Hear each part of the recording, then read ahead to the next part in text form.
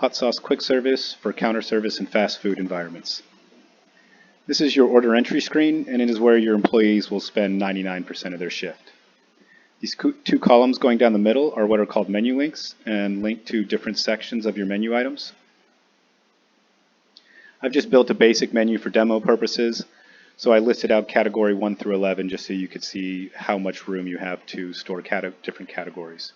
You have 2 columns, so 22 total categories on a single page. However, if you do have more categories or you would like to break down your menu into further submenus, we can click on one of these and then it pulls up a submenu with different categories linked to it. And then we can navigate back to the main menu with this button. Each of these menu links can contain 21 items displayed in this upper right-hand pane. But if you do have more than 21 items in a single category, we can have additional pages that they can then page through. Items can have modifiers attached to them that will pop up automatically and direct your employees through specific decisions, either for instructions to be passed back to a kitchen or just for pricing upgrades if it's for a counter service where they may already have their food. Whenever I click on the item, the modifiers pop up like this. These numbers in the lower right-hand corner are item countdowns. They can be attached to modifiers or to regular menu items. It can be used to verify counts on a periodic basis and let your staff know of limited numbers of limited inventory. Once it reaches 0, it will automatically 86 the item. Your servers will no longer be allowed to order it anymore until you've upped your counts. We can have multiple modifiers attached to the item. This is what's called a forced modifier, meaning that I have to make this selection in order to keep going. I have a previous button which will just remove it, but I have to select one of these options. It could be a bun for a burger, could be a side option for an entree, it could be a dressing for a salad, whatever the case may be. I select one of the options and now it pops up another modifier. This is what's called an unforced modifier, meaning that I can use some of these options to add in different items, but I can also just skip past this by clicking done and ordering the item as is. Some of the other modifier options are these action buttons along the side.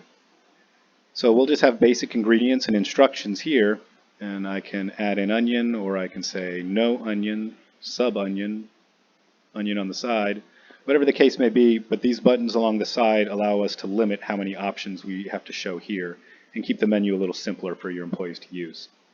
You can also affect pricing with these buttons as well. So if I add avocado to a burger, it's $1, but if the burger comes with it already and I don't want it, whenever I click no, it will actually zero out the price. On the other side of things, if I wanted extra, then I can make it double the price. Another way our modifiers work is the way that the pricing is actually displayed.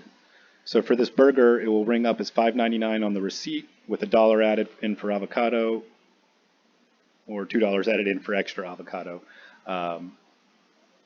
Alternatively, we can have what is called roll-up pricing on a modifier, meaning that it affects the base price. So right now the burger is $5.99, but if I make it a medium combo, then it adds $3 to the price of the burger itself, and then that way your pricing may look the same whenever they look at a combo meal on your menu board in the back. It's just about how you want to display your pricing to your customers and which prices they're expecting to be included and which prices you need to spell out so they know why their item jumped up in price. Part of our menu build process will also be build this menu in some logical fashion that makes sense for your servers.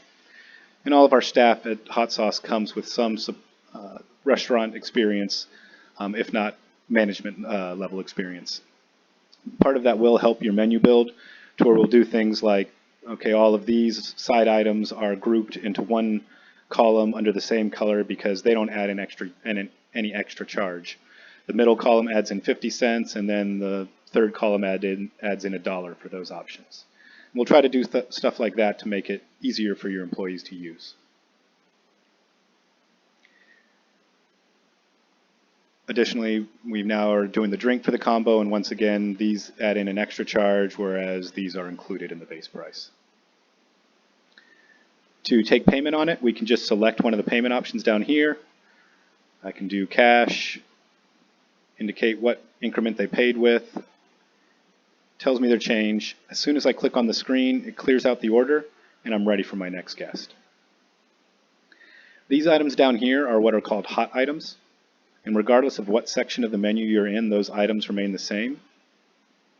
And they are items that can be in your regular menu, so I have burger here, but it's also in this section. So it can be items that you just want to have easy access to because they get ordered a lot, and so you don't want your employees having to hunt through to find them again. It can be modifiers that are going to get used a lot that are just convenient to have right on the main screen. Or it can be some sort of limited time offer or seasonal special that you want to keep in front of your employees' faces so that they know to upsell it at the time of the transaction. Another way you can modify things is with this general modifier category down here. So maybe you have an item that everybody orders just the way it comes, but you still have those one or two random guests who will order specific sauces or sides that don't come with it. In order to modify these sorts of items, you don't want to have modifiers that pop up every time, forcing your employees to just select done and skip past a bunch of modifiers that they only need for a small percentage of your guests. Instead, we'll use this modifier tab here, where we still have some of our basic ingredients and instructions to add in or take away whatever we need to. You can select the credit card option right here. If you are using a cash discount setup, you can see what the total will be with the credit card fee added in.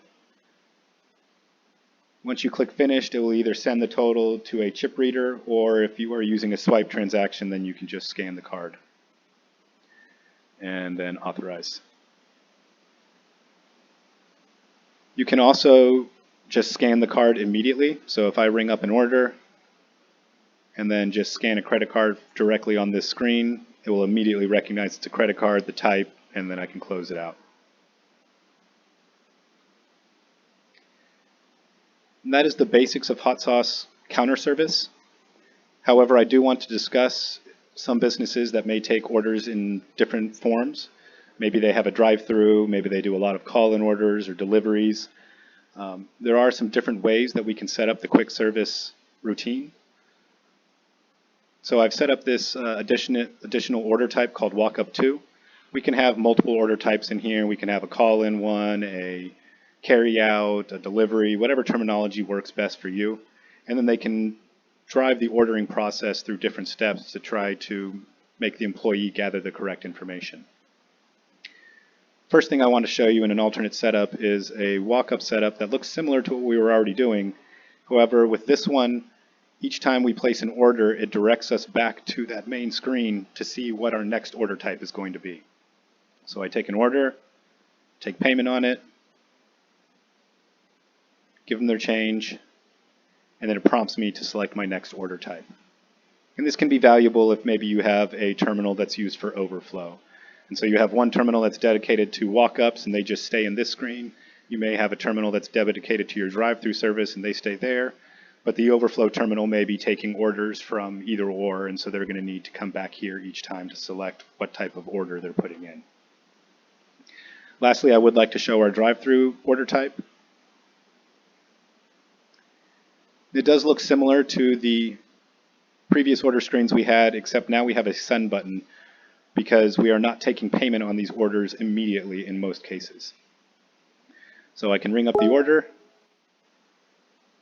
put whatever options I need in. Once I'm finished with the order, I click send. It sends it back to the kitchen to be printed out and made, but it keeps me on this screen so I can then place my next order. Once somebody's ready to pay, I can use these recalls first or recall last. Recall first is going to recall the oldest order in the system. Ideally, that would be the car that is currently at the window, the person's order who's been in the system the longest. Recall last will call the most recent order you did, and maybe you placed an order for somebody who had forgotten to do something and needed to immediately take a payment on it, or you needed to make an addition or a change to an order that somebody had already made. So I can do recall first, pulls up the previous order, I take a payment on it, and I'm ready for the next drive-through customer. Whenever I need to get out of this screen, then I just click Send when I don't have an order in it, and it acts as the exit button as well. That is the ins and outs of Hotsauce quick service for counter restaurants and fast food environments. Please feel free to contact us if you have any questions about any functions or features that we didn't address or anything that you need explained a little bit further. Thank you.